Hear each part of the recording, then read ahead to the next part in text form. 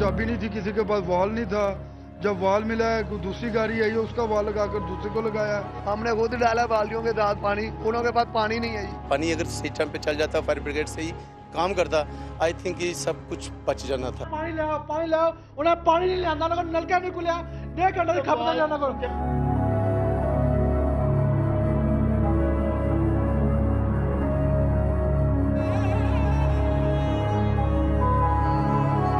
वो लोग एक फोकस में आ चुके हैं जिन्होंने जो जिम्मेवार हैं इस इंतहाई दिलखराश वाक़े के। अस्सलाम वालेकुम। आज के प्रोग्राम में हमें 2-3 खबरों को मिक्स करना है। सबसे पहली खबर तो होगी लाहौर में एक आग लगने का वाक़या, जिसमें 6 सगे बहन भाई झुलस गए और उनकी जानें क्या बचाई जा सकती थी। अब 6 के 6 बहन भाई इस दुनिया में नहीं है, उसके ऊपर हम बात करेंगे। दूसरा, कराची की सिक्योरिटी सिचुएशन है, जहां पर चौधरी निसार राज कोर कमांडर से मिले हैं। वीकेंड पे एक मीटिंग हुई थी जहां पर सिविल और मिलिट्री लीडरशिप इकट्ठी बैठी हुई थी। उस मीटिंग में बहुत गर्मा गर्मी होगी। गर्मा गर्मी इस तरह हुई कि रेंजर्स और फ़ौज के नुमाइंदे बहुत नाखुश हैं कि गवर्नर्स की बहुत बुरी सूरत हाल है, इस वजह से हमें रुकावट पेश आ रही है। कुछ मसाइल MQM से रिलेटेड है, कुछ उनके मसाइल पीपल्स पार्टी जो हुकूमत वक्त है उससे रिलेटेड है। गर्मा गर्मी इतनी ज़्यादा हो गई कि कायम अली शाह ने एक मौके के ऊपर कहा कि मैं इस्तीफ़ा दे देता हूँ, क्योंकि ख़राबी मेरी वजह से हो रही है, मेरे से निज़ाम नहीं चल रहा, तो मैं इस्तीफ़ा दे देता हूँ। जरदारी साहब इस पर खफा हुए, नाला हुए, उन्होंने कहा नहीं, आप इस्तीफ़ा नहीं देंगे। आज उसका जवाब हमें एक तहरीरी बयान की शक्ल में मिलता है, जिसमें आसिफ अली जरदारी कह रहे हैं ज़ीर आला सिंध को तब्दील नहीं किया जाएगा। हमें सिंध में गवर्नर राज लगने का कोई खौफ नहीं है, क्योंकि 18वीं तरमीम के बाद वो कहते हैं सूबे बहुत ज़्यादा एम्पावर्ड हुए। सफूरा गोट का वाक़या सोची समझी साजिश है। इसके अलावा वो कहते हैं कि बिलावल और आसफा के साथ मिलकर पीपल्स पार्टी को रिवाइव करूँगा, और जुल्फ़िकार मिर्ज़ा के हवाले से भी उनके लंबे चौड़े बयानात हैं। इसके साथ ही आज आर्मी चीफ़ की प्राइम मिनिस्टर से भी मुलाकात हुई है। घूम फिर के महवर और फोकस रॉ की इन्वॉल्वमेंट, कराची सिचुएशन और बलूचिस्तान के ऊपर आता है। कराची के हवाले से MQM की अंदरूनी डेवलपमेंट्स जो हैं आइंदा आने वाले दिनों में बहुत तेज़ी से आगे बढ़ने वाली हैं।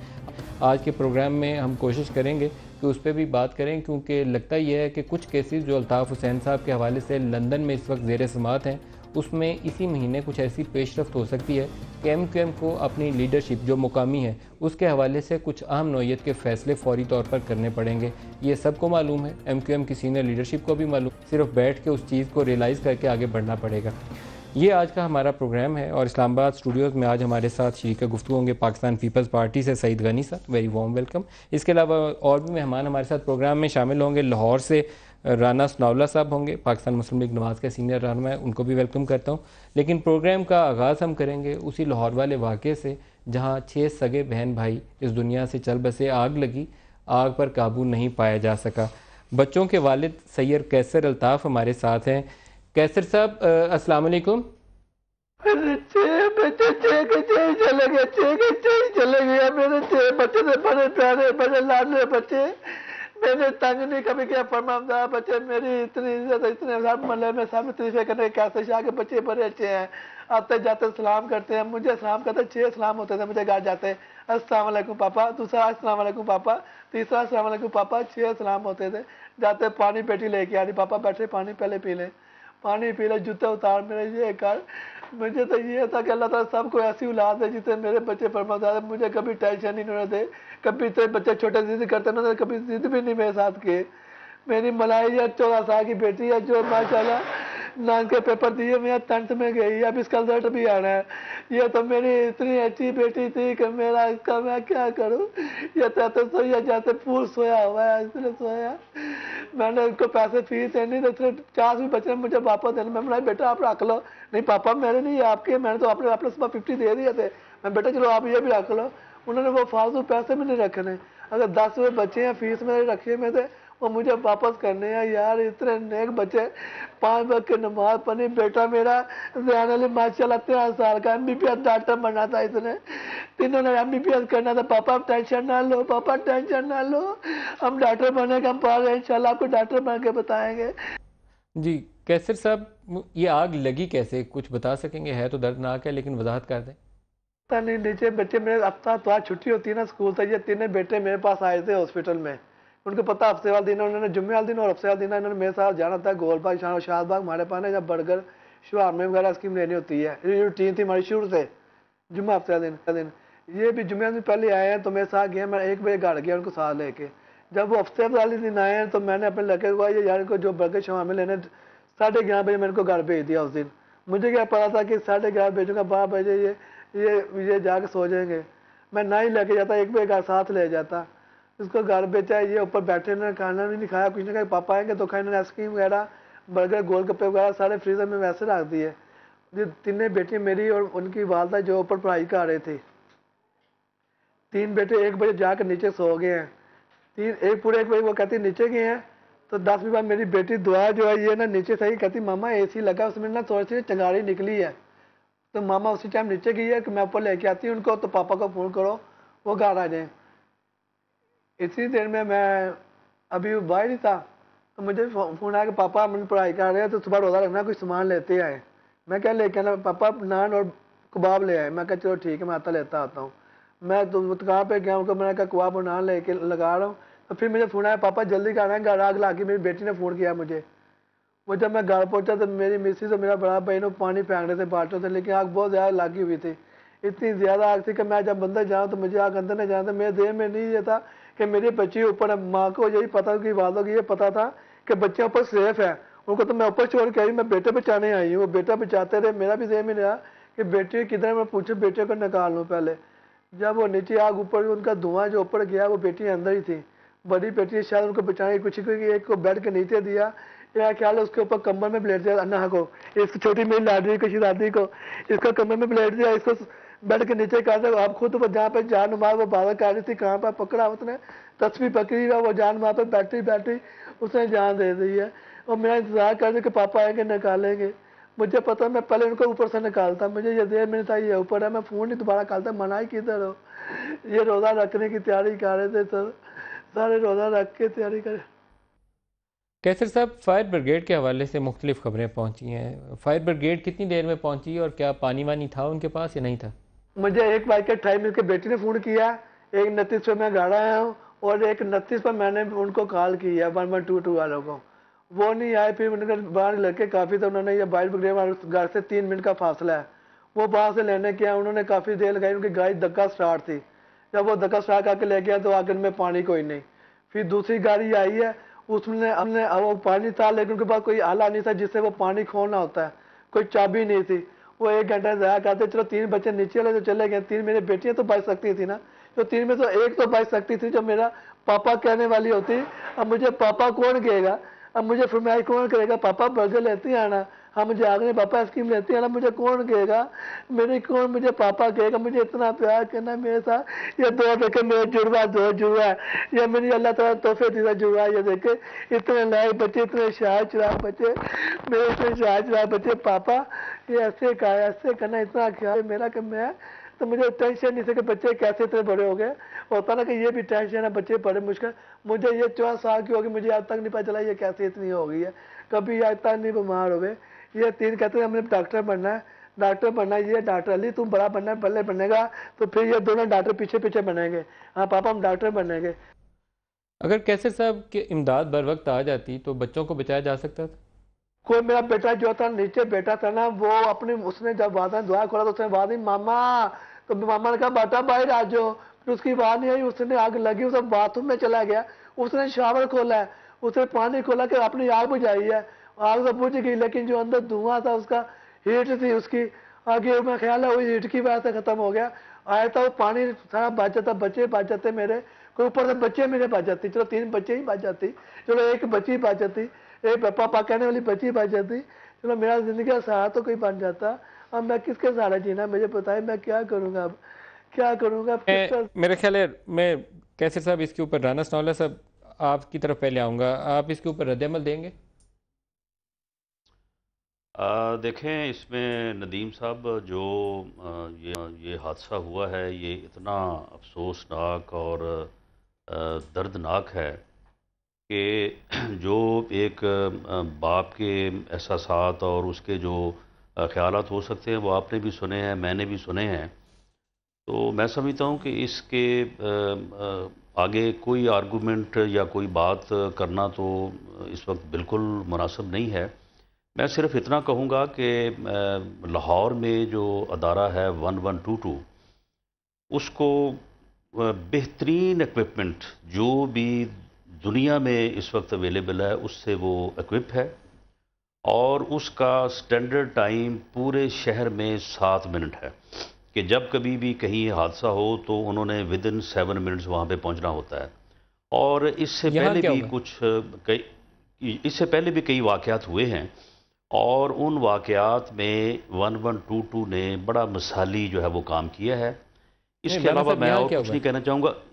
यहाँ जो भी हुआ है, यहाँ जो है उसके मुतल्लक जो है वो वज़ीर आला और वज़ीर आज़म साहब के हुक्म से जो है वो इंक्वायरी जो है वो मार्क कर दी गई है, और उसका रिकॉर्ड जो है वो सील कर दिया गया है। इसमें अब ये देखा जाएगा, अगर तो इतला मिलने के बाद विद इन 7 मिनट्स जो है वो नहीं पहुँचे तो यकीनन जो लोग इसके पादाश में कसूरवार पाए जाएंगे राना साहब, आपने शायद उसके वालिद की पूरी बात नहीं सुनी है। मैं सईद गनी साहब जी, मैंने पूरी बात सुनी। दोहरा लूँ। उन्होंने कहा जो पहली गाड़ी आई वो धक्का स्टार्ट थी, वो इस काबिल नहीं थी, और जब वो आए तो उसमें पानी नहीं था। दूसरी गाड़ी आई तो जिस चाबी से उसका वॉल्व खोलते हैं वो चाबी पास नहीं थी। उन्होंने एक बात और कही थी, देखें इसमें ये है कि ये पहले हमने 1122 को कहा, वो नहीं आए। उसके बाद फिर फायर ब्रिगेड के पास वो लोग खुद गए। एक गाड़ी जो है वो धक्के पे थी। लेकिन मैं इसमें गनी साहब और नदीम मैं आता हूँ आपकी तरफ से, मैं सईद गनी साहब से जवाब सुन लूँ। लेकिन ये देखें, ये हमारे बच्चे थे ना, हमें जो है ये उनके मैं सईद गनी साहब से जवाब सुन लूँ। मैं राना साहब आपकी तरफ मजीद जो है वो इजाफा नहीं करना चाहिए। बात यह है कि इसके ऊपर इंक्वायरी के नतीजे में अगर कोई ऐसी सूरत पाई गई तो बिल्कुल राना साहब किसी के दुखों का इजाफा तो नहीं करना चाहिए, लेकिन बाकी के बच्चों को बचाने के लिए इन मसाइल का तदारुक जरूरी है। नहीं, बाकी के बच्चों को बचाने के लिए नदीम मलिक साहब तरीकाकार यही है कि इंक्वायरी के नतीजे में अगर कोई कसूरवार पाया जाए उसको सजा दी जाए। अब मामला यह है कि जो दूसरी तरफ से जो मौकफ है उस मौकफ को अगर मैं बयान करूं यहाँ पे तो क्या ये कोई बात अच्छा लगेगा? ये मेरा ख्याल है किसी सुनने वाले को भी ये बात मुनासिब नहीं लगेगी। फिर आप अपना रिस्पांस दे दीजिएगा सईद गनी साहब। देखिए, सच्ची बात है, इस तरह होलनाक किस्म के वाक़े के बाद अल्फाज तो नहीं है कि इस वाक़े को हम किस तरह से मजम्मत करें इसकी और क्या करें। हमारे इदारों में ख़राबियाँ हैं। बहरहाल मैं ये नहीं कहूँगा कि लाहौर में है, हर जगह ही हैं। कराची में भी ऐसी शिकायतें आती हैं, पेशावर में भी होती हैं, लेकिन हमें कुछ सबक सीखना चाहिए इन चीज़ों से। हम अगर और कुछ नहीं कर सकते, कम से कम ये 6 बेचारे मासूम बच्चे, और यकीनी तौर पर मैं अंदाज़ा कर सकता हूँ कि उनके वालिदैन पे क्या गुजर रही होगी, हमें कुछ न कुछ सबक ज़रूर हासिल करना चाहिए। ये एक वाक़या नहीं है, मैं इसका पंजाब हुकूमत को कुछ कहना नहीं है। यहाँ शहीद मिलत सेक्रेटेरिएट को आग लगी, बेशुमार है, मैं तो कह रहा हूँ पार्लियामेंट हाउस को आग लग गई थी, और मैं इसमें यहाँ 6 बच्चे जिंदा जलते रहे। पता नहीं और तरह की मखलूक हो गए। मुझे लगता है नहीं कहूँगा कि ये बदलते नहीं है खुद को। लाहौर या पंजाब गवर्नमेंट को मैं क्रिटिसाइज़ करूँ, ये मजमूई तौर पर हमारे मुल्क में हर जगह शायद इदारों का यही हाल है। अगर हम इन 6 बच्चों के सदक़े में कोई ऐसा निज़ाम बना लें, कम से कम आइंदा आने वाले दिनों में हम कोई ऐसी नालायकी और कोताही ना करें जिसकी वजह से शायद वो बाप उनका ठीक कह रहा है कि शायद भाई 3 तो बेचारे मेरे चले गए थे, कोई 1 बच जाता, कोई 2 बच जाते, शायद अब ये भी थोड़ी सी हमारे अंदर इंसानियत जाग जाए तो शायद ये 6 बच्चों की जानें तो चली गई हैं, बाकी बच्चों को बचाने के लिए मेरे पास सच्ची बात है, कुछ भी कहना बहुत अल्फाज नहीं। कैसर साहब से एक आध बात कर लें, फिर कराची सिक्योरिटी पे आएंगे। वो भी ऐसा वाक़या है, कराची वाली सूरत हाल भी ऐसी है जहाँ पूरा चौरंगी में एक दिन में तो 45 हमने खोए हैं, लेकिन रोज़ाना वहाँ ये। कैसर साहब, छोटी छोटी 2 बातें आपसे पूछ लूँ, आपकी नज़र में इसकी जिम्मेदारी किस पे आयद होती है, बच्चों को जो बचाया नहीं जा सका? क्या समझना क्या ये कि अल्लाह की तरफ था, जब पानी जल्दी मिल जाता शायद कोई बच्चा बच जाता, कोई पानी होता क्या, ये तो सारे अल्लाह ताला के काम थे, और सारे टाइम पे आ जाते, शायद कोई ना कोई बच्चा मेरा बच सकता था। ये 1 घंटा 1.5 घंटा हमने जो ज़ाया किया वो मेरे बच्चे नहीं बच सकते थे, वो अंदर ही नहीं जा रहे, पहले पानी का इंतजाम ही नहीं। फिर मैंने उनको ऊपर छत पे सीढ़ी लगा के मैं ऊपर खुद गया हूँ, इनको कहा, उनको 122 वालों ने हेलमेट पहना हुआ है, वो कहते नीचे नहीं जा रहे, कहें कपड़ा, मैं अपनी टी-शर्ट उतार कर उनको कपड़ा मुंह पे पकड़ के हेलमेट पहन लें, फिर भी वो नहीं गए। मेरा छोटा भाई, मैं जो लड़के मोहल्लेदार थे मेरे, वो नीचे से उन्होंने बच्चे निकाली हैं।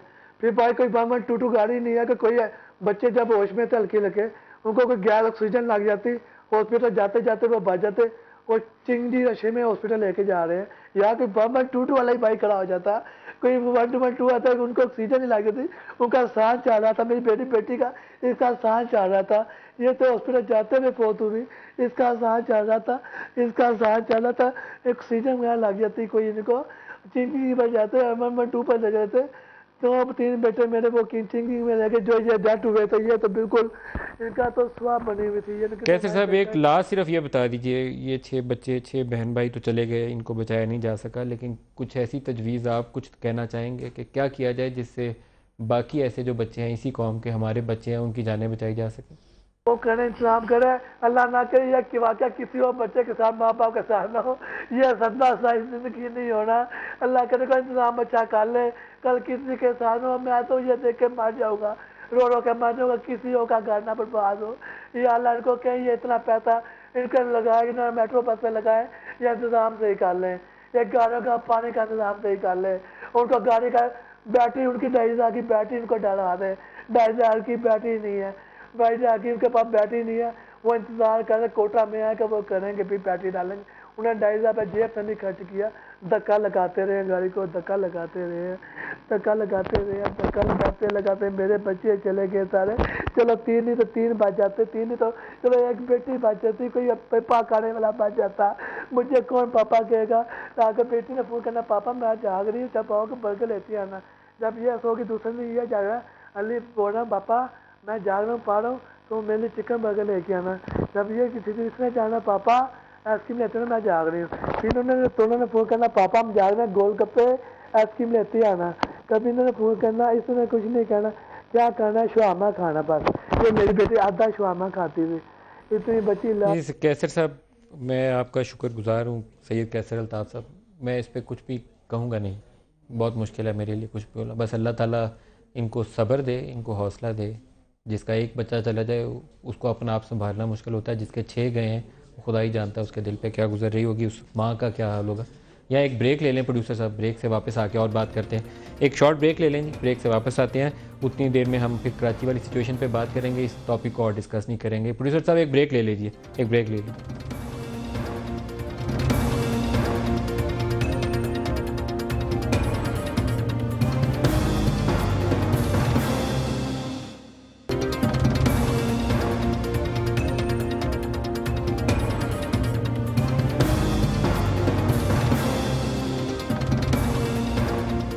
Welcome back.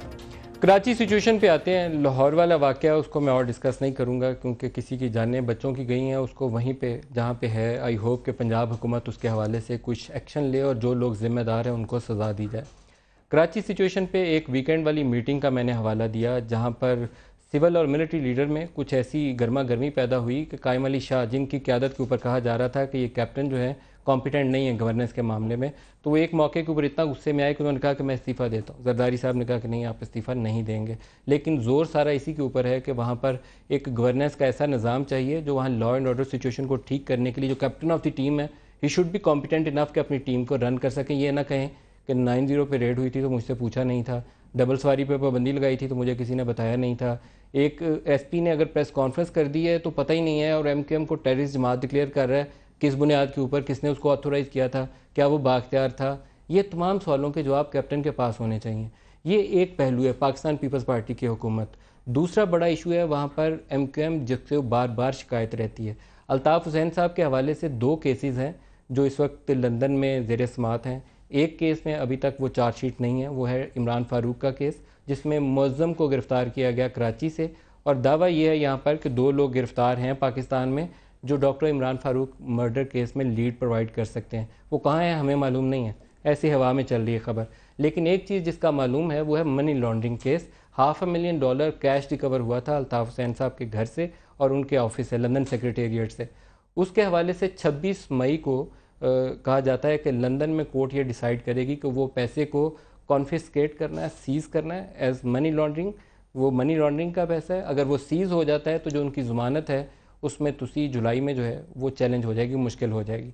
तो एमक्यूएम को अपनी लीडरशिप के हवाले से पार्टी लेवल के ऊपर फैसला करना जल्द अज जल्द नागुज़ीर होगा कि मुकामी पार्टी जो है सीनियर लोग बैठें, जिसमें गवर्नर साहब हो सकते हैं, डॉक्टर इशरतुल इबाद, डॉक्टर फारूक सत्तार हो सकते हैं, दूसरे लोग हो सकते हैं, बैठें और ये सोचें कि पार्टी को संभाला कैसे देना है। कोई नाखुशगवार सिचुएशन नहीं पैदा होनी चाहिए। वो जमात है जिसके तकरीबन 50 से ज़ायद अरकान सूबाई असम्बली में है, 25 अरकान या इससे भी शायद ज़ायद इस वक्त कौमी असम्बली के अंदर मौजूद हैं। बड़ी जमात है और मेन स्ट्रीम पार्टी है, इसको मेन स्ट्रीम ही रहना चाहिए। दोनों चैलेंजेस के ऊपर इस हिस्से में बात करेंगे और हमें रशीद गोडल साहब भी MQM से ज्वाइन कर रहे हैं। गोडल साहब वेरी वार्म वेलकम। गनी साहब पहले आपसे पूछूंगा, वज़ीर आला के ऊपर इशू क्या हुआ और आज जरदारी साहब का बयान क्यों आया? देखिए, मुझे इनसाइड स्टोरी तो नहीं पता उस मीटिंग में क्या हुआ, लेकिन जिस तरह आपने बात की इसी तरह मैंने और लोगों से भी सुनी है। देखें, कायम अली शाह साहब को पाकिस्तान पीपल्स पार्टी ने as a chief minister nominate किया है और ये इख्तियार भी पाकिस्तान पीपल्स पार्टी का है कि वो तय करे, वो फैसला करे कि अगर उन्हें चीफ मिनिस्टर बदलना है तो कब बदलना है और किसको दूसरे को लेकर आना है। और पार्टी इस वक्त ये समझती है कि शायद उनको रहना चाहिए, इसलिए कि जिस किस्म के हालात इस वक्त वहाँ हैं और जो ऑपरेशन वहाँ चल रहा है उसमें एक तजर्बेकार और एक ऐसा शख्स जो बहुत सारी प्रेशर्स को बर्दाश्त भी कर सकता है और चीज़ों को बेहतर तरीके से हल कर सकता है, उसको होना चाहिए। तो हम समझते हैं कि लेकिन गनी साहब, आपको ये नहीं लगता कि तवील अरसे से कायम अली शाह वहाँ मौजूद है, अगर इतने कॉम्पिटेंट और उनका तजर्बा काम आने वाला होता तो शायद लॉ एंड ऑर्डर सिचुएशन इतनी बिगड़ती ना? देखिए, फिर तो आपके पूरे मुल्क में जो है वो जिस किस्म के हालात रहे हैं, तो अगर ये हो कि जी जो अमन अमान की सूरत हाल पूरे मुल्क में रही है और जिस किस्म की दहशतगर्दी का हमें सामना शायद दुनिया में किसी और मुल्क को नहीं होगा, तो इस बुनियाद पर अगर कॉम्पिटेंसी का फैसला करना है तो फिर तो शायद कोई भी इस मुल्क में। रशीद गोडल साहब, आप बेशुमार मिसालें मैं आपको और दे सकता हूँ।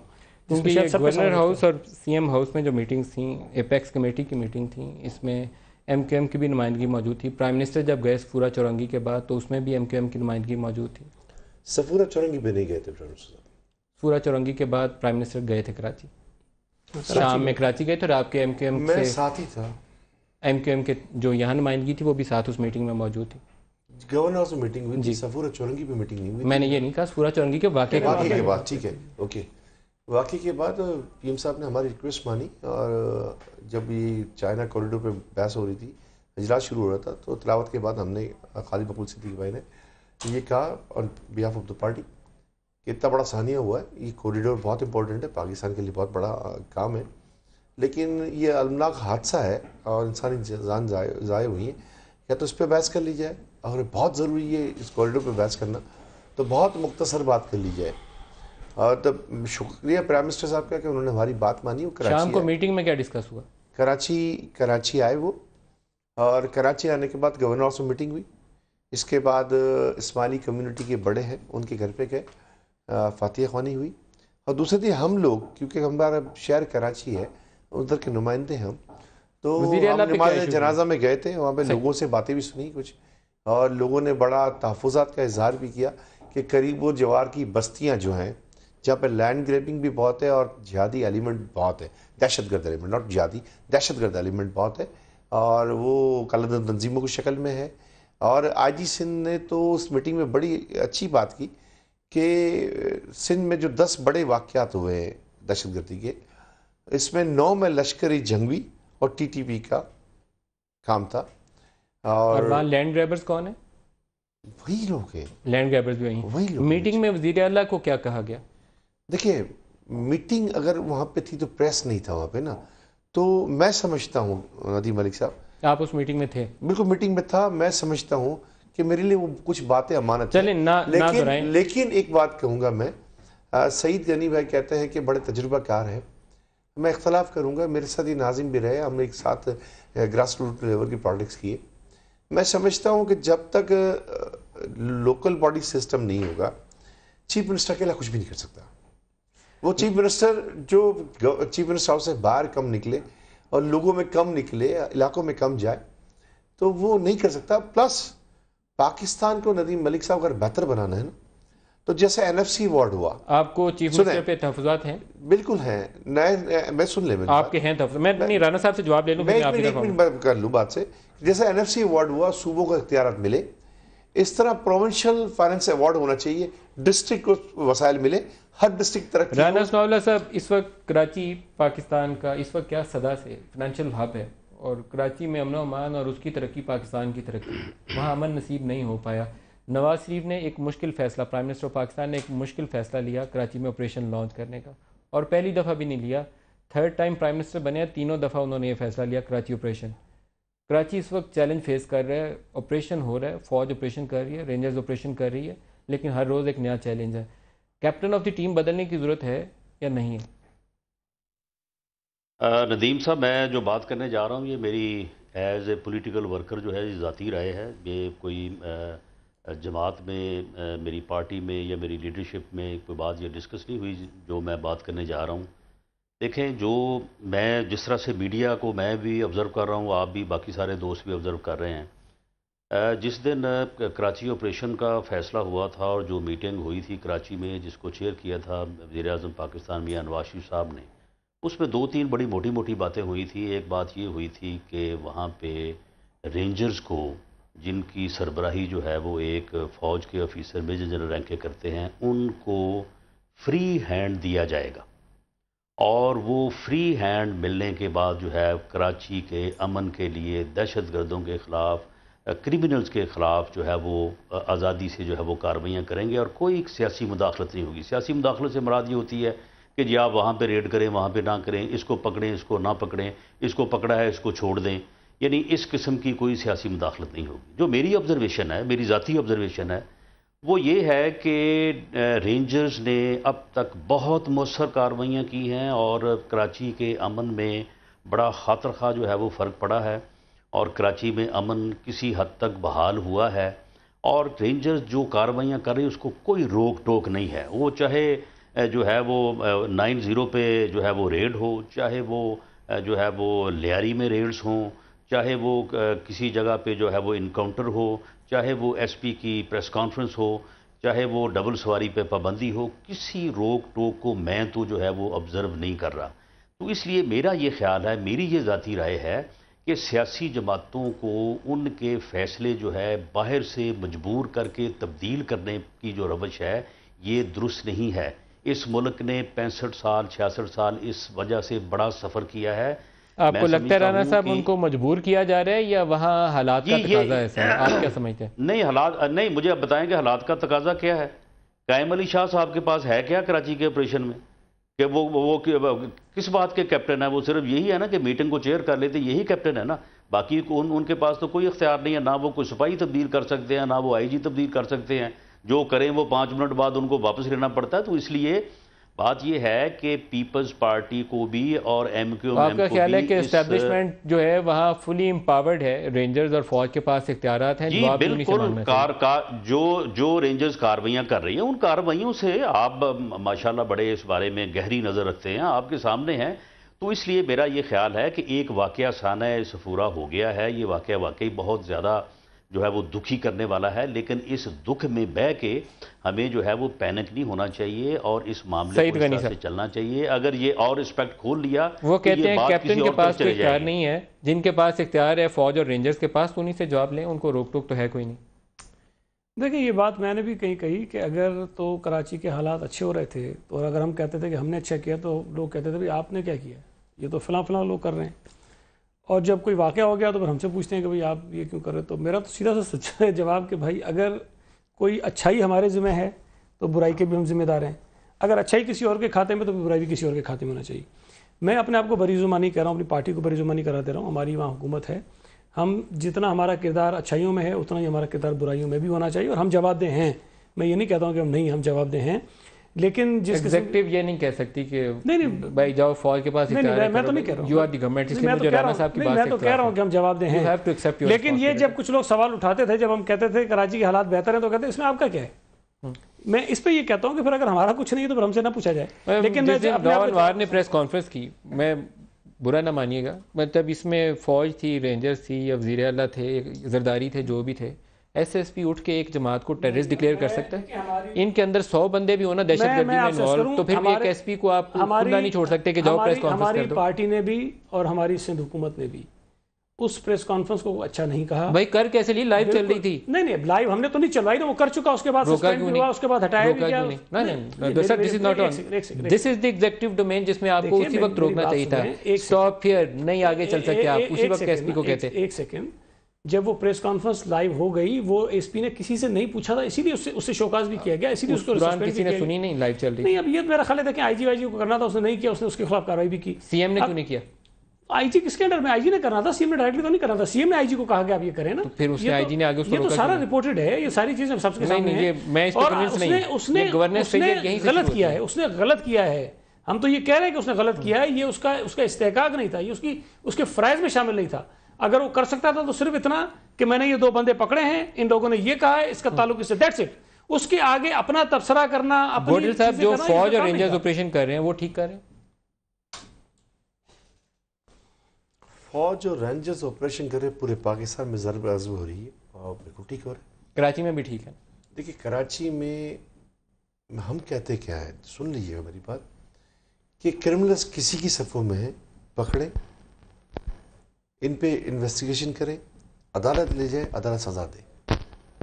मेरा जो इख्तलाफ इस बात का है कि मैं एक पॉलिटिकल वर्कर हूँ, मैं इन्वेस्टिगेशन एजेंसी नहीं हूँ, मुझे पता नहीं कि नदीम मलिक साहब मेरी पार्टी में आ रहे हैं, किस नीयत से आ रहे हैं। मेरे पास आके वो कागज़ पे लिख भी रहे हैं, खबर भी बना रहे हैं, सब कुछ कर रहे हैं, बाहर जाके क्या करते हैं मुझे नहीं मालूम।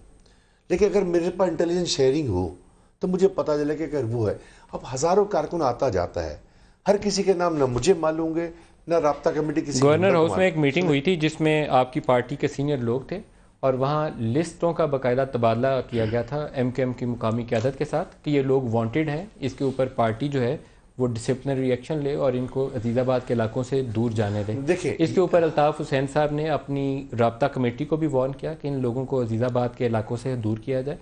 कुछ वो लोग थे जिसको वो मुतनाज़ा कहते थे, आप कहते थे इनोसेंट्स हैं। ये 2 लिस्टें थी जो एक्सचेंज की गई थी। मैंने पूरी उसकी तफसील ली है, कहेंगे तो किसी मीटिंग में वो कोशिश करूंगा कि लिस्टें भी साहब ये तो एक वक्त फिर आपकी पार्टी की राब्ता कमेटी से कुछ लोगों ने नेग्लिजेंस दिखाई जिसका इजहार खुद अल्ताफ़ हुसैन ने अपनी तकरीर में किया कि मैंने इन्हें कहा था ये बंदे नहीं होने चाहिए। मैं आपसे क्या कह रहा हूँ, ये बात हो तो you have to accept your responsibility as a political party. भाई या तो आप सवाल करके मुझे जवाब देने दें या मुसलसल सवाल करें, मैं सुन लेता हूँ, जवाब दीजिए। ठीक है। ये लिस्टों का शेयरिंग जो है ये काफ़ी दिनों पहले की बात थी। इसके बाद मामला बेहतर हो गए थे और लिस्टें कब तब्दील हुई थी ये तो बता दीजिए। ये तकरीबन 7-8 महीने पहले पुरानी बात है। 7-8 महीने पता था ना, इंटेलिजेंस एक दफ़ा शेयरिंग हुई थी, मामला बेहतर होने शुरू हुए थे। पता नहीं वो क्या मामला थे कि ये सिलसिला मुनक़ता हो गया। अच्छा, इसके बाद मैं आपको एक बात शेयर कर लूँ नदीम मलिक के 90 पे छापा होता है, उसके बाद एक बच्चे की शहादत हो जाती है, बहुत सारी चीज़ें हैं। लेकिन एक चीज़ बता दें मुझे, ये क्योंकि बड़ा अहम इशू है, नाजुक इशू है, मैं इस पर पार्टी को जिम्मेदार एज ए होल बिल्कुल नहीं चाहूँगा कि कोई बंदा भी इसको करार दे। सिर्फ पार्टी के अंदर वो एलिमेंट जो है उस एलिमेंट को वहाँ से हटाना ज़रूरी है। जिन लोगों को अजीज़ाबाद से गिरफ्तार किया गया वो लोग उन लिस्टों में शामिल थे जो लिस्टें आपसे एक्सचेंज की गई। देखो मैं अब राब्ता कमेटी मेंबर नहीं हूँ, मैं बहुत थोड़े अर्से के लिए था, मेरी सेहत भी सही नहीं थी, मैं थोड़ी टाइम भी नहीं दे सकता था। मेरे पास लिस्ट मुझे नहीं मालूम। देखिए वो फैसल मोटा ना हाँ बोलूंगा, केटू और वो शबीर, एक क्या नाम था उसका, समथिंग फरहान शबीर या कुछ फरहान शबीर, ये जो बात फरहान मुल्ला जिसको बोलते थे, ये इन्होंने जो देखे शामिल लोग थे। अच्छा, मैं आपसे क्या कह रहा हूँ, मुझे नहीं मालूम, इसलिए मैं हाँ भी नहीं बोल रहा हूँ, मैं ना भी नहीं बोल रहा हूँ। ये राब्ता कमेटी को मालूम होगा क्या? राब्ता कमेटी वो लिस्टें पब्लिक कर सकती है? नहीं, वो तो तंजीमी काम है ना। जो लोग वांटेड थे वो तो तंजीमी नहीं है ना, नहीं वो उनको निकाल दिया होगा ना। नदीम आप ये बात समझो कि अमन अखबार आप खरीदा करो, एक मेरी दरख्वास्त है, उसके आखिरी पेज पे रोज़ कोई ना कोई कारकुन को बुनियादी रुकनीत मुअत्तल होती है। एहतसाबी अमल आज से नहीं, जिस दिन से MKM बनी तब से है, डिसिप्लिन एक्शन पे पार्टी निकाल देती है। दूसरी बात मैं ये करना चाहता हूँ आपसे कि ऑपरेशन हो अक्रॉस द बॉर्डर हो, सुने जो आप जिन तंजीमों का आपने कहा ना कि वो बैंड आउटफिट्स काम कर रही हैं, उनके खिलाफ पूरे जोर से और शिद्दत से होना चाहिए। मैं सपोर्ट करता हूँ 100%। नहीं, जो वाकया इस्माइली कम्युनिटी का हुआ है, मैं तो वहाँ गया हूँ ना जनाजे नमाज पढ़ने के लिए। लास्ट मिनट है, मुझे राना साहब से नमाज क्यों गया था, वो पूरी सराउंडिंग में ये लोग बोलते हैं कि रोज रुकते थे, उनको कालअदम करार दिया जाता है पाकिस्तानी कवानीन के तहत। वो तंजीमें जो पाकिस्तान में दहशतगर्दी में मुलव्वस है, बम धमाकों में मुलव्वस है, दूसरों को काफिर करार देने में मुलव्वस है, क्या उनके खिलाफ एक्शन लेने का वक्त आ गया या नहीं है? राना सनाउल्लाह साहब जी, कानून के मुताबिक जब किसी भी तंजीम को जो है वो कलअदम करार दिया जाता है तो उसके प्रोग्राम और उसके एजेंडे और उसके मंशूर को कलअदम करार दिया जाता है और उसमें जो लोग जराइम में मुलव्वस होते हैं उनके ख़िलाफ़ कानून जो है वो रास्ता देता है कि उनके ख़िलाफ़ जो है वो कार्रवाई की जाए और उनके ख़िलाफ़ जो है वो मुकदमात बनाए जाएँ। किसी भी तंजीम, किसी भी जमात में अगर क्या वक्त आ गया है कि उन तंजीमों पे हाथ डाला जाए? जी, उन तंजीमों पे हाथ डाला जा रहा है। हमने पंजाब में 1132 लोगों को जिनका तल्लक इन तंजीमों से था, उनको ये पिछले 2 महीने में जो है वो उनको गिरफ्तार किया है, उनके खिलाफ मुकदमा दर्ज किया, उनको सजाएँ दिलाई हैं अदालतों से। तो इसलिए ये है कि कोई भी तंजीम हो, उस तंजीम में अच्छे बुरे लोग होते हैं, इसलिए जो बुरे हैं उनको पकड़े, जो अच्छे हैं। राना सनाउल्लाह साहब, रशीद गोडल साहब और सईद गनी साहब, मैं शुक्रगुजार हूँ आज के प्रोग्राम में हमारे साथ रहे, और सैयद कैसर अल्ताफ़ साहब, उन बच्चों के वालिद हमारे साथ, उनका भी शुक्रिया। आज के प्रोग्राम से इतना ही, इजाज़त दीजिए, खुदा हाफ़िज़।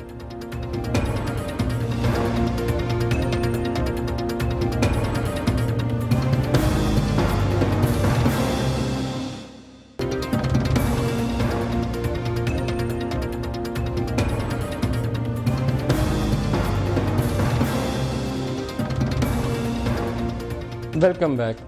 कराची सिचुएशन पे आते हैं। लाहौर वाला वाक़या उसको मैं और डिस्कस नहीं करूँगा क्योंकि किसी की जानें बच्चों की गई हैं, उसको वहीं पे जहाँ पे है। आई होप कि पंजाब हुकूमत उसके हवाले से कुछ एक्शन ले और जो लोग ज़िम्मेदार हैं उनको सज़ा दी जाए। कराची सिचुएशन पे एक वीकेंड वाली मीटिंग का मैंने हवाला दिया जहाँ पर सिविल और मिलिट्री लीडर में कुछ ऐसी गर्मा गर्मी पैदा हुई कि कायम अली शाह, जिनकी क़यादत के ऊपर कहा जा रहा था कि ये कैप्टन जो है कॉम्पिटेंट नहीं है गवर्नेंस के मामले में, तो वो एक मौके के ऊपर इतना गुस्से में आए कि उन्होंने कहा कि मैं इस्तीफ़ा देता हूँ। जरदारी साहब ने कहा कि नहीं, आप इस्तीफ़ा नहीं देंगे। लेकिन ज़ोर सारा इसी के ऊपर है कि वहाँ पर एक गवर्नेंस का ऐसा निज़ाम चाहिए जो वहाँ लॉ एंड ऑर्डर सिचुएशन को ठीक करने के लिए जो कैप्टन ऑफ द टीम है, he should be competent enough कि अपनी टीम को रन कर सकें। ये ना कहें कि 9-0 पे रेड हुई थी तो मुझसे पूछा नहीं था, डबल सवारी पे पाबंदी लगाई थी तो मुझे किसी ने बताया नहीं था, एक एसपी ने अगर प्रेस कॉन्फ्रेंस कर दी है तो पता ही नहीं है, और एमक्यूएम को टेररिस्ट जमात डिक्लेयर कर रहा है, किस बुनियाद के ऊपर, किसने उसको ऑथोराइज़ किया था, क्या वो बाख्तियार था। ये तमाम सवालों के जवाब कैप्टन के पास होने चाहिए। ये एक पहलू है पाकिस्तान पीपल्स पार्टी की हुकूमत। दूसरा बड़ा इशू है वहाँ पर एमक्यूएम जिससे बार बार शिकायत रहती है। अल्ताफ़ हुसैन साहब के हवाले से 2 केसेस हैं जो इस वक्त लंदन में ज़ेर समाअत हैं। एक केस में अभी तक वो चार्जशीट नहीं है, वो है इमरान फारूक का केस जिसमें मुअज़्ज़म को गिरफ़्तार किया गया कराची से, और दावा ये है यहाँ पर कि 2 लोग गिरफ़्तार हैं पाकिस्तान में जो doctor Imran Farooq murder case में लीड प्रोवाइड कर सकते हैं। वो कहाँ हैं हमें मालूम नहीं है, ऐसी हवा में चल रही है खबर। लेकिन एक चीज़ जिसका मालूम है वो है money laundering case. $500,000 cash recover हुआ था अल्ताफ़ हुसैन साहब के घर से और उनके ऑफिस से, लंदन सेक्रेटेरिएट से। उसके हवाले से 26 मई को कहा जाता है कि लंदन में कोर्ट ये डिसाइड करेगी कि वो पैसे को कॉन्फिस्केट करना है, सीज़ करना है एज मनी लॉन्ड्रिंग। वो मनी लॉन्ड्रिंग का पैसा है, अगर वो सीज़ हो जाता है तो जो उनकी ज़मानत है उसमें तुसी जुलाई में जो है वो चैलेंज हो जाएगी, मुश्किल हो जाएगी। तो एमक्यूएम को अपनी लीडरशिप के हवाले से पार्टी लेवल के ऊपर फैसला करना जल्द अज जल्द नागुज़ीर होगा कि मुकामी पार्टी जो है सीनियर लोग बैठें, जिसमें गवर्नर साहब हो सकते हैं, डॉक्टर इशरतुल इबाद, डॉक्टर फारूक सत्तार हो सकते हैं, दूसरे लोग हो सकते हैं, बैठें और ये सोचें कि पार्टी को संभाला कैसे देना है। कोई नाखुशगवार सिचुएशन नहीं पैदा होनी चाहिए। वो जमात है जिसके तकरीबन 50 से ज़ायद अरकान सूबाई असम्बली में है, 25 अरकान या इससे भी शायद ज़ायद इस वक्त कौमी असम्बली के अंदर मौजूद है।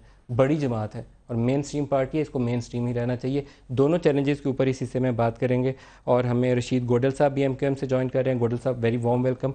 गनी साहब, पहले आपसे पूछूंगा वज़ीर आला के ऊपर इशू क्या हुआ और आज जरदारी साहब का बयान क्यों आया? देखिए, मुझे इनसाइड स्टोरी तो नहीं पता उस मीटिंग में क्या हुआ, लेकिन जिस तरह आपने बात की इसी तरह मैंने और लोगों से भी सुनी है। देखें, कायम अली शाह साहब को पाकिस्तान पीपल्स पार्टी ने as a chief minister nominate किया है और ये इख्तियार भी पाकिस्तान पीपल्स पार्टी का है कि वो तय करे, वो फैसला करे कि अगर उन्हें चीफ मिनिस्टर बदलना है तो कब बदलना है और किसको दूसरे को लेकर आना है। और पार्टी इस वक्त ये समझती है कि शायद उनको रहना चाहिए, इसलिए कि जिस किस्म के हालात इस वक्त वहाँ हैं और जो ऑपरेशन वहाँ चल रहा है उसमें एक तजर्बेकार और एक ऐसा शख्स जो बहुत सारी प्रेशर्स को बर्दाश्त भी कर सकता है और चीज़ों को बेहतर तरीके से हल कर सकता है, उसको होना चाहिए। तो हम समझते हैं कि लेकिन गनी साहब, आपको ये नहीं लगता कि तवील अरसे से कायम अली शाह वहाँ मौजूद है, अगर इतने कॉम्पिटेंट और उनका तजर्बा काम आने वाला होता तो शायद लॉ एंड ऑर्डर सिचुएशन इतनी बिगड़ती ना? देखिए, फिर तो आपके पूरे मुल्क में जो है वो जिस किस्म के हालात रहे हैं, तो अगर ये हो कि जी जो अमन अमान की सूरत हाल पूरे मुल्क में रही है और जिस किस्म की दहशतगर्दी का हमें सामना शायद दुनिया में किसी और मुल्क को नहीं होगा, तो इस बुनियाद पर अगर कॉम्पिटेंसी का फैसला करना है तो फिर तो शायद कोई भी इस मुल्क में। रशीद गोडल साहब, आप बेशुमार मिसालें मैं आपको और दे सकता हूँ। गवर्नर हाउस और सीएम हाउस में जो मीटिंग्स थी, एपेक्स कमेटी की मीटिंग थी, इसमें एमक्यूएम की भी नुमाइंदगी मौजूद थी। प्राइम मिनिस्टर जब गए सफूरा चौरंगी के बाद तो उसमें भी एमक्यूएम की नुमाइंदगी मौजूद थी। सफूरा चौरंगी पे नहीं गए थे प्राइम मिनिस्टर? सफूरा चौरंगी के बाद प्राइम मिनिस्टर गए थे कराची। शाम में कराची गए थे और आपके एमक्यूएम मैं से साथ ही था। एमक्यूएम के जो यहाँ नुमाइंदगी थी वो भी साथ उस मीटिंग में मौजूद थी।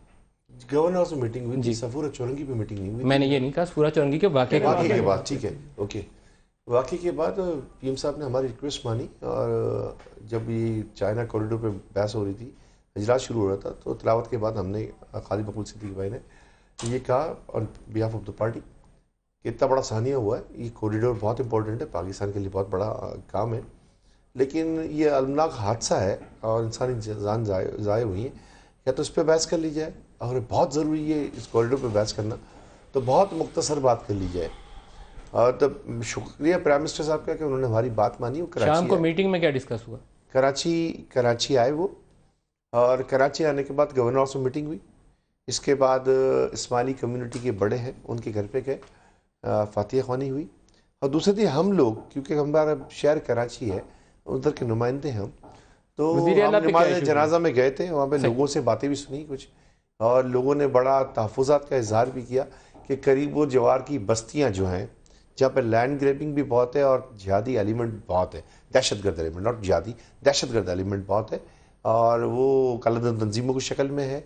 और आईजी सिंध ने तो उस मीटिंग में बड़ी अच्छी बात की कि सिंध में जो 10 बड़े वाक़यात हुए हैं दहशतगर्दी के, इसमें 9 में लश्करी जंगवी और टीटीपी का काम था। और वहाँ लैंड ग्रैबर्स कौन है? वही लोग हैं, लैंड ग्रैबर्स भी वही लोग। मीटिंग में वज़ीर आला को क्या कहा गया? देखिए, मीटिंग अगर वहाँ पे थी तो प्रेस नहीं था वहाँ पे ना, तो मैं समझता हूँ नदीम मलिक साहब, आप उस मीटिंग में थे? बिल्कुल मीटिंग में था। मैं समझता हूँ कि मेरे लिए वो कुछ बातें अमानत चलें ना, लेकिन एक बात कहूँगा मैं, सईद गनी भाई कहते हैं कि बड़े तजुर्बाकार हैं, मैं इख्तलाफ करूँगा। मेरे साथ ये नाजिम भी रहे, हमने एक साथ ग्रास रूट लेवल की पॉलिटिक्स किए। मैं समझता हूँ कि जब तक लोकल बॉडी सिस्टम नहीं होगा, चीफ मिनिस्टर अकेला कुछ भी नहीं कर सकता। वो चीफ मिनिस्टर जो चीफ मिनिस्टर हाउस से बाहर कम निकले और लोगों में कम निकले, इलाकों में कम जाए, तो वो नहीं कर सकता। प्लस पाकिस्तान को नदीम मलिक साहब अगर बेहतर बनाना है ना, तो जैसे NFC वार्ड हुआ, आपको चीफ मिनिस्टर पे तहफ़्फ़ुज़ात हैं? बिल्कुल हैं। नए मैं सुन ले, आपके हैं तहफ़्फ़ुज़ात? मैं नहीं, राना साहब से जवाब ले लूँ, मैं एक मिनट कर लूँ बात से।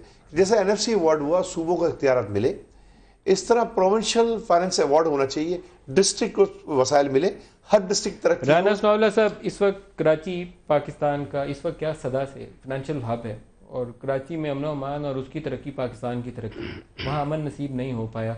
नवाज शरीफ ने एक मुश्किल फ़ैसला, प्राइम मिनिस्टर पाकिस्तान ने एक मुश्किल फ़ैसला लिया कराची में ऑपरेशन लॉन्च करने का, और पहली दफ़ा भी नहीं लिया, 3rd टाइम प्राइम मिनिस्टर बने, तीनों दफ़ा उन्होंने ये फ़ैसला लिया कराची ऑपरेशन। कराची इस वक्त चैलेंज फेस कर रहा है, ऑपरेशन हो रहा है, फ़ौज ऑपरेशन कर रही है, रेंजर्स ऑपरेशन कर रही है, लेकिन हर रोज़ एक नया चैलेंज है। कैप्टन ऑफ द टीम बदलने की ज़रूरत है या नहीं है? नदीम साहब, मैं जो बात करने जा रहा हूँ ये मेरी एज ए पॉलिटिकल वर्कर जो है ये ज़ाती राय है। ये कोई जमात में, मेरी पार्टी में या मेरी लीडरशिप में कोई बात ये डिस्कस नहीं हुई जो मैं बात करने जा रहा हूँ। देखें, जो मैं जिस तरह से मीडिया को मैं भी ऑब्ज़र्व कर रहा हूँ, आप भी, बाकी सारे दोस्त भी ऑब्ज़र्व कर रहे हैं, जिस दिन कराची ऑपरेशन का फ़ैसला हुआ था और जो मीटिंग हुई थी कराची में जिसको चेयर किया था वज़ीर-ए-आज़म पाकिस्तान मियां नवाज शरीफ साहब ने, उसमें 2-3 बड़ी मोटी मोटी बातें हुई थी। एक बात ये हुई थी कि वहाँ पे रेंजर्स को, जिनकी सरबराही जो है वो एक फ़ौज के ऑफिसर मेजर जनरल रैंक के करते हैं, उनको फ्री हैंड दिया जाएगा, और वो फ्री हैंड मिलने के बाद जो है कराची के अमन के लिए, दहशतगर्दों के ख़िलाफ़, क्रिमिनल्स के ख़िलाफ़ जो है वो आज़ादी से जो है वो कार्रवाइयाँ करेंगे, और कोई सियासी मुदाखलत नहीं होगी। सियासी मुदाखलत से मुराद ये होती है कि जी आप वहाँ पे रेड करें, वहाँ पे ना करें, इसको पकड़ें, इसको ना पकड़ें, इसको पकड़ा है इसको छोड़ दें, यानी इस किस्म की कोई सियासी मुदाखलत नहीं होगी। जो मेरी ऑब्ज़र्वेशन है, मेरी ज़ाती ऑब्ज़र्वेशन है, वो ये है कि रेंजर्स ने अब तक बहुत मौसर कार्रवाइयाँ की हैं और कराची के अमन में बड़ा खातर खा जो है वो फ़र्क पड़ा है, और कराची में अमन किसी हद तक बहाल हुआ है, और रेंजर्स जो कार्रवाइयाँ कर रही है उसको कोई रोक टोक नहीं है। वो चाहे जो है वो 90 पे जो है वो रेड हो, चाहे वो जो है वो लियारी में रेड्स हों, चाहे वो किसी जगह पे जो है वो इनकाउंटर हो, चाहे वो SP की प्रेस कॉन्फ्रेंस हो, चाहे वो डबल सवारी पे पाबंदी हो, किसी रोक टोक को मैं तो जो है वो ऑब्ज़र्व नहीं कर रहा। तो इसलिए मेरा ये ख्याल है, मेरी ये ज़ाती राय है कि सियासी जमातों को उनके फ़ैसले जो है बाहर से मजबूर करके तब्दील करने की जो रवश है ये दुरुस्त नहीं है। इस मुल्क ने 65 साल 66 साल इस वजह से बड़ा सफ़र किया है। आपको लगता है राना साहब उनको मजबूर किया जा रहा है या वहाँ हालात का तकाजा है सर? आप क्या समझते हैं? नहीं, हालात नहीं, मुझे आप बताएं कि हालात का तकाजा क्या है। कायम अली शाह साहब के पास है क्या कराची के ऑपरेशन में कि वो किस बात के कैप्टन है? वो सिर्फ यही है ना कि मीटिंग को चेयर कर लेते, यही कैप्टन है ना। बाकी उनके पास तो कोई इख्तियार नहीं है, ना वो कोई सिपाही तब्दील कर सकते हैं, ना वो IG तब्दील कर सकते हैं। जो करें वो 5 मिनट बाद उनको वापस लेना पड़ता है। तो इसलिए बात यह है कि पीपल्स पार्टी को भी और MQM आपका ख्याल है कि एस्टैब्लिशमेंट जो है वहाँ फुली एम्पावर्ड है, रेंजर्स और फौज के पास इख्तियारात हैं? जी बिल्कुल। जो रेंजर्स कार्रवाइयाँ कर रही हैं उन कार्रवाइयों से आप माशाल्लाह बड़े इस बारे में गहरी नज़र रखते हैं, आपके सामने हैं। तो इसलिए मेरा ये ख्याल है कि एक वाक़या साना सफूरा हो गया है। ये वाक़या वाकई बहुत ज़्यादा जो है वो दुखी करने वाला है, लेकिन इस दुख में बह के हमें जो है वो पैनिक नहीं होना चाहिए और इस मामले को इस तरह से चलना चाहिए। अगर ये और रिस्पेक्ट खोल लिया, वो कहते हैं कैप्टन के पास कोई इख्तियार नहीं है, जिनके पास इख्तियार है फौज और रेंजर्स के पास, तो उन्हीं से जवाब लें, उनको रोक टोक तो है कोई नहीं। देखिए ये बात मैंने भी कहीं कही कि अगर तो कराची के हालात अच्छे हो रहे थे तो, और अगर हम कहते थे कि हमने अच्छा किया तो लोग कहते थे भाई आपने क्या किया, ये तो फलां लोग कर रहे हैं। और जब कोई वाक़या हो गया तो फिर हमसे पूछते हैं कि भाई आप ये क्यों कर रहे हो। तो मेरा तो सीधा सा सच्चा जवाब कि भाई अगर कोई अच्छाई हमारे ज़िम्मे है तो बुराई के भी हम जिम्मेदार हैं। अगर अच्छाई किसी और के खाते में तो बुराई भी किसी और के खाते में होना चाहिए। मैं अपने आप को बरीजुमा नहीं कह रहा हूँ, अपनी पार्टी को बरीजुमा नहीं करा दे रहा हूँ। हमारी वहाँ हुकूमत है, हम जितना हमारा किरदार अच्छाइयों में है उतना ही हमारा किरदार बुराइयों में भी होना चाहिए और हम जवाबदेह हैं। मैं ये नहीं कहता हूँ कि हम जवाबदेह हैं, लेकिन जिस एग्जीक्यूटिव ये नहीं कह सकती कि नहीं भाई जाओ फौज के पास। नहीं, मैं तो नहीं कह रहा हूँ, यू आर द गवर्नमेंट, इसलिए मुझे राना साहब की बात मैं तो कह रहा हूँ कि हम जवाबदेह हैं। लेकिन ये जब कुछ लोग सवाल उठाते थे, जब हम कहते थे कराची के हालात बेहतर है, तो कहते इसमें आपका क्या है। मैं इस पे ये कहता हूँ कि फिर अगर हमारा कुछ नहीं है तो फिर हमसे ना पूछा जाए। लेकिन वार ने प्रेस कॉन्फ्रेंस की, मैं बुरा ना मानिएगा, मतलब इसमें फौज थी, रेंजर्स थी या वज़ीर आला थे, जरदारी थे, जो भी थे, SSP उठ के एक जमात को टेररिस्ट डिक्लेयर कर सकता है? इनके अंदर 100 बंदे भी होना दहशतगर्दी में इन्वॉल्व, तो फिर एक SP को आप खुला नहीं छोड़ सकते कि जाओ प्रेस कॉन्फ्रेंस कर दो। हमारी पार्टी ने भी और हमारी सिंध हुकूमत ने भी उस प्रेस कॉन्फ्रेंस को अच्छा नहीं कहा। भाई कर कैसे ली? लाइव चल रही थी। नहीं लाइव हमने तो नहीं चलवाई ना, वो कर चुका, उसके बाद सस्पेंड हुआ, उसके बाद हटाया भी गया। नहीं sir, this is not on, this is the executive domain जिसमें आपको उसी वक्त रोकना चाहिए था। स्टॉप हियर, नहीं आगे चल सकते आप, उसी वक्त SP को कहते। एक सेकंड, जब वो प्रेस कॉन्फ्रेंस लाइव हो गई, वो SP ने किसी से नहीं पूछा था, इसीलिए उससे शोकाज भी किया गया, इसीलिए उसको किसी ने सुनी नहीं, लाइव चल रही। नहीं, अब ये मेरा ख्याल है देखें IG को करना था, उसने नहीं किया, उसने उसके खिलाफ कार्रवाई भी की। CM ने क्यों नहीं किया? IG किसके अंडर में? IG ने करना था, CM ने डायरेक्टली तो नहीं करना था। CM ने IG को कहा कि आप ये करें ना, तो फिर उसने IG ने आगे उसको रोका। ये तो सारा रिपोर्टेड है, ये सारी चीजें सबके सामने हैं। मैं इस पे कन्विंस नहीं हूं। उसने गलत किया है, उसने गलत किया है। हम तो ये कह रहे हैं कि उसने गलत किया है, ये उसका इस्तेहकाक नहीं था, ये उसके फराइज में शामिल नहीं था। अगर वो कर सकता था तो सिर्फ इतना कि मैंने ये 2 बंदे पकड़े हैं, इन लोगों ने ये कहा है, इसका ताल्लुक इससे, दैट्स इट। उसके आगे अपना तबसरा करना, अपनी साहब जो फौज और रेंजर्स ऑपरेशन कर रहे हैं वो ठीक कर रहे हैं। फौज और रेंजर्स ऑपरेशन कर रहे पूरे पाकिस्तान में ज़रब अज़ब हो रही है और बिल्कुल ठीक हो रहा है। कराची में भी ठीक है। देखिए कराची में हम कहते क्या है, सुन लीजिएगा मेरी बात, कि क्रिमिनल्स किसी की सफ़ों में है, पकड़ें, इन पे इन्वेस्टिगेशन करें, अदालत ले जाए, अदालत सज़ा दे।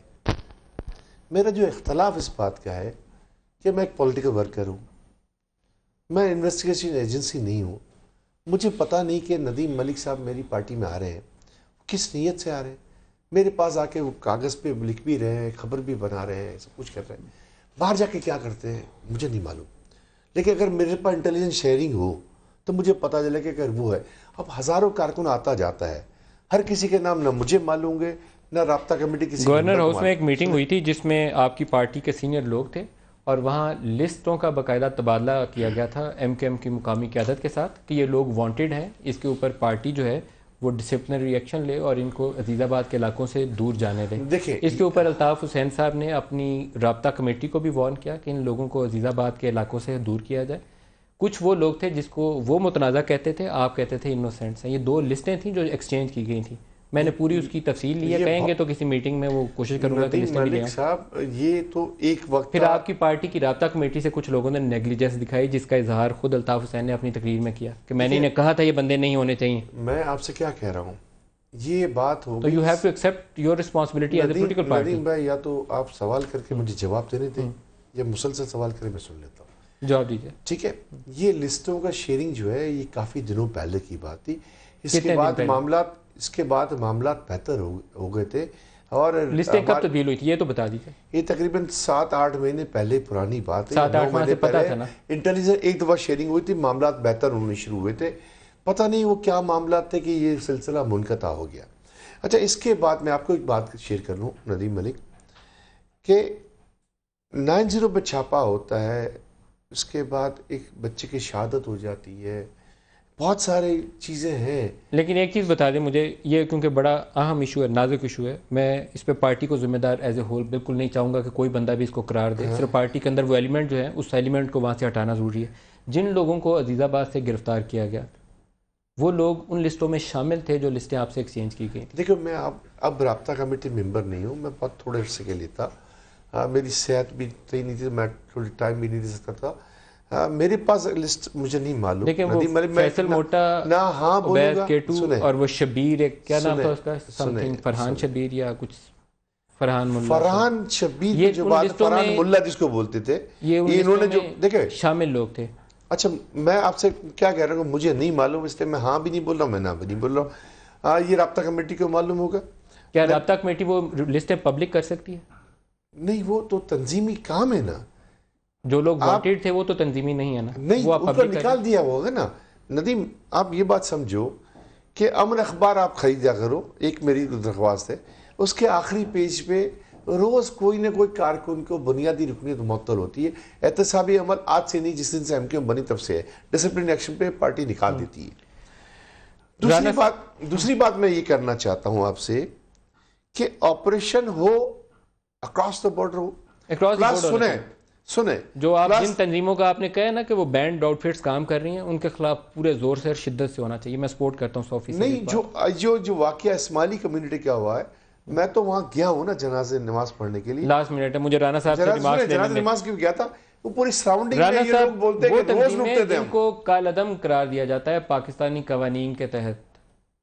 वो तंजीमें जो पाकिस्तान में दहशतगर्दी में मुलव्वस हैं, बम धमाकों में मुलव्वस हैं, दूसरों को काफिर करार देने में मुलव्वस हैं, क्या उनके खिलाफ एक्शन लेने का वक्त आ गया या नहीं है? राना सनाउल्लाह साहब जी, कानून के मुताबिक जब किसी भी तंजीम को जो है वो कलअदम करार दिया जाता है तो उसके प्रोग्राम और उसके एजेंडे और उसके मंशूर को कलअदम करार दिया जाता है, और उसमें जो लोग जराइम में मुलव्वस होते हैं उनके खिलाफ कानून जो है वो रास्ता देता है कि उनके खिलाफ जो है वो कार्रवाई की जाए और उनके खिलाफ जो है वो मुकदमात बनाए जाएँ।